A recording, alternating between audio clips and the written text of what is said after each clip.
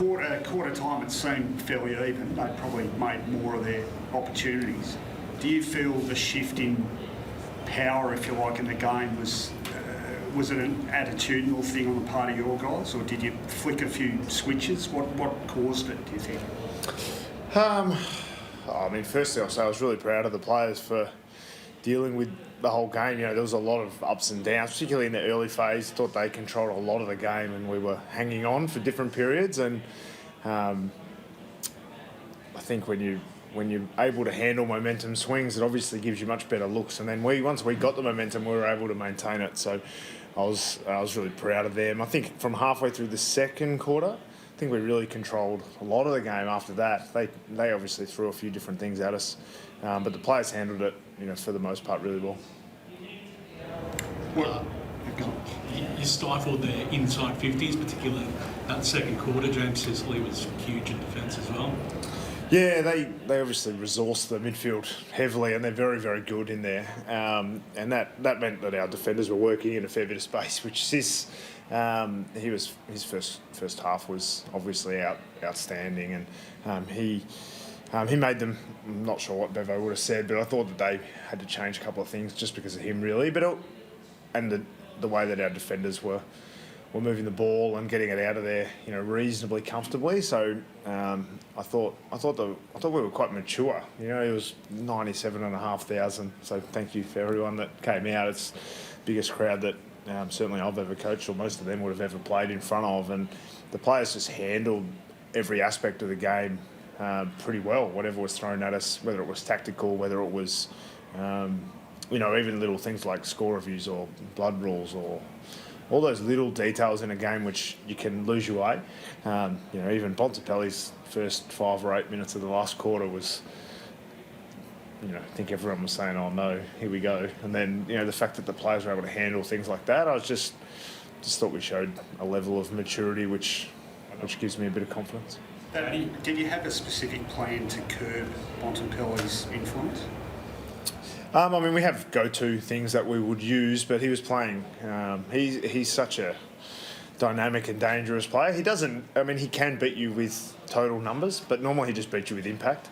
And he certainly looked like doing that a couple of times. And David Hale, I thought, coached the midfield really well today. It was quite they're a challenging team to coach against. So I thought David Hale did a really good job with the mids and the midfield. I think it was a pretty good battle. I think Nuke ended up with some big numbers, but it's quite an even sort of contribution and that's what we've relied on for the majority of the year, is not any individual players, but being able to share the load. How do you think a group this young is able to handle these big moments, as you say, like Kalshir, Nick Watson, just really young players are able to step up and play in front of 100,000 people? It's a good question. I wonder if it's the naivety of youth. I wonder if they just don't know it's a big deal. They don't really know any different. But they're enjoying their footy, and they're playing with a high amount of energy, and you'll look at the scoreboard and the goals and the points that they kicked. But I thought Wiz was a little bit off early, but he had a couple of chases and a couple of pressures. He just got a fingernail on someone, and then a goal came. And so that's the stuff that will show. Probably won't be the goals. It'll be the chasing and the pressure. And I think that's where we looked on song tonight. I thought for the majority of the game, our pressure held us in good stead, and it meant that their ball use wasn't sharp enough to give their forwards the look that they needed to put a score up. Just a word on your defence, because there's a lot of focus on the excitement and the forward, the small forwards, but so much of your good work seems to stem from both the pressure but the back six as well. They've done a great job, really, and it probably doesn't get enough kudos almost. Yeah, it's interesting. I was talking to the players after the game. You look at every player and there's a story. I think, someone like Frosty, we wouldn't have thought he was going to be the number one big fullback this year. And he's been able to do it for the whole season, really, and just held up fantastically well. Someone like Blake Hardwick did the whole pre-season as a forward, but we've needed him in defence for the majority. So two guys who, they don't get very many headlines, but they're just so valued within our four walls. And I think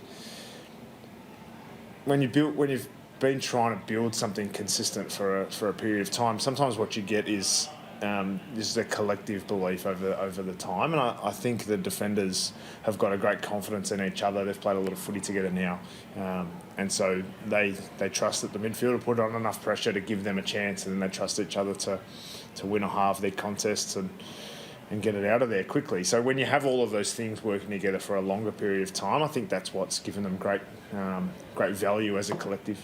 So how influential has Lloyd become for you? When did you realise he was going to be so influential this year?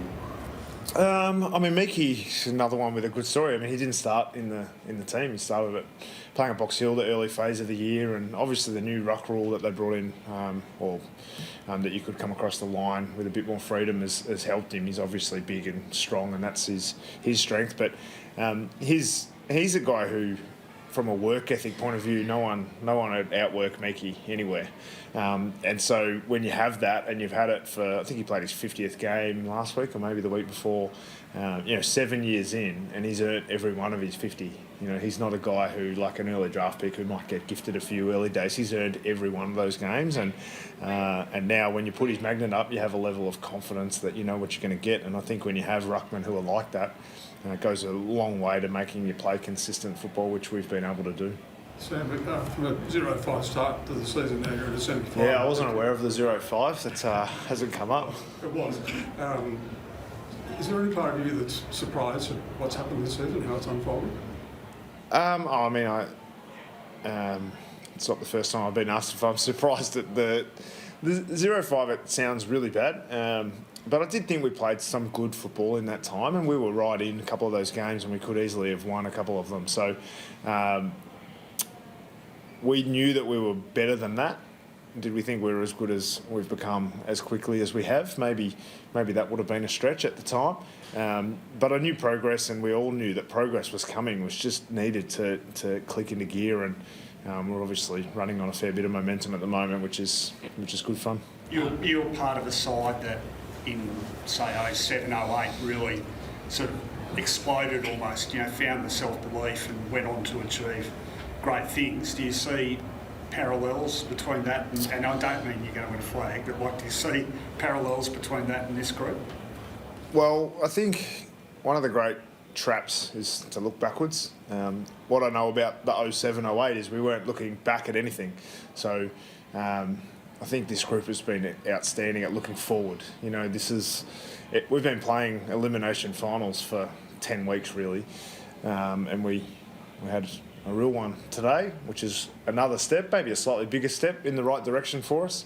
But I think the lessons that we need to learn are we're going to play Port Adelaide in Adelaide next week, and so I'm sure last time we played them, they ran us down by a point right at the end of the game, and what lessons have we learned from those? But they're the lessons that we'll be focused on, the ones that we've learned. Big goal and a celebration from Jack Ginnivan. Does he sort of thrive when he has a relaxed approach heading into finals?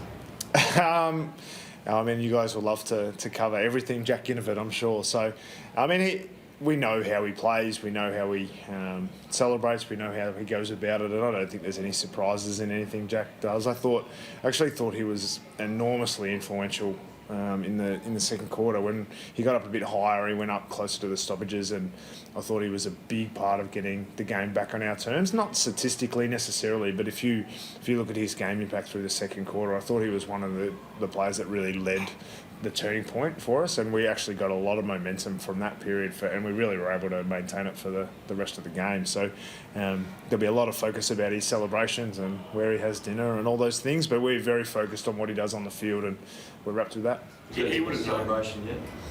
Was that? Is that his best celebration yet? Oh, was it?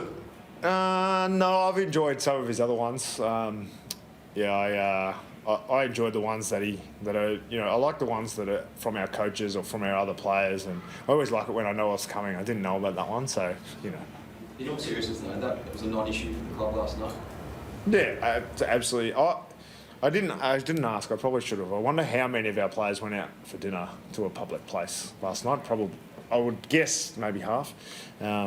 So, I don't, I think most of us have watched Friday night footy or Thursday night footy at a public venue for the majority of the year, and does that he played well and he lives how he lives and I knew about it. As long as he went home around the half-time mark, then I was going to be pretty happy with what he's doing, and it's no issue for me at all. Sam, did you think Luke Bruce would get to 300 this year? I don't know. How many had he played at the start of the year? I knew it was on the cards. I knew if he played every game that he would roughly get there. He's got a whole other year in front of him now, so he's got plenty of time. But I think that was 299, was it? Do you expect Luke Day to be available next week? Unknown. So he's running, but not doing any contact at this stage. So we'll talk to the medical guys, and obviously he was pleased that we won because it gives him a chance, doesn't it? So. Yeah, we'll wait and see. We'll have some training Sunday, Monday, Tuesday, I think. So we'll find out around that time.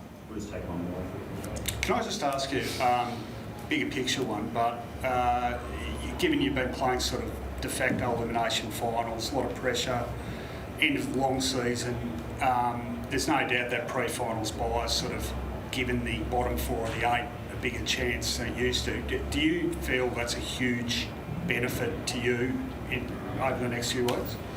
Yeah, so someone asked me that last week, and I really don't know. There was a part of me that thought, I wish we were playing last weekend so we could keep the momentum going. Obviously, I sit here now and I'm quite happy with how it's panned out. But, I mean, I haven't been here often enough to have an answer for it. What I know is the players are played with an enormous amount of energy and vibrancy in that game, and you go in there now and they're all bagged up, like after every game. So we'll take what's in front of us. We have no control over the rules, but we do know that we got a Port Adelaide side who obviously would be disappointed with their performance from last night, and we're not too pleased with the last time we played them. So it's going to be a great one, and we'll rest and recover for the next day or two, and then we'll start getting ready for the next game. It's just exciting.